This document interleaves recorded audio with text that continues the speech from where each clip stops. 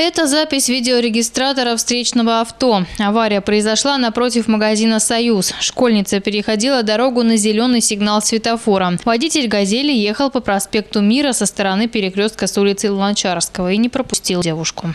Водитель транспортного средства двигался на запрещающий красный сигнал светофора, а также после дорожно-транспортного происшествия отказался от прохождения медицинского освидетельствования на состояние опьянения.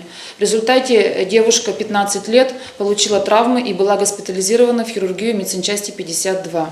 Пострадавшая находится в больнице. Очевидцы говорят, что у 47-летнего водителя «Газели» были заметны признаки опьянения. Отметим, что с начала 2016-го увеличилось количество аварий с участием нетрезвых водителей, несмотря на ужесточение мер наказания. Также в ГИБДД сообщают, что в Кирово-Чепецком районе обстановка с детским травматизмом неблагоприятной. И чаще всего в этом году дети страдали именно на пешеходных переходах, а значит, виноваты невнимательные водители. Госавтоинспекция напоминает водителям о соблюдении правил проезда, в первую очередь, пешеходных переходов, потому что в этом году из 7 пострадавших детей-пешеходов 5 происшествий произошло на обозначенных пешеходных переходах, и все они произошли в городе Кирово-Чепецке. С сегодняшнего дня по всей области стартовала акция «Внимание, дети». Начинаются летние каникулы, а значит, водителям стоит быть еще более внимательными на дорогах, а родителям уделить время для повторения правил дорожного движения с ребенком и не забывать о контроле.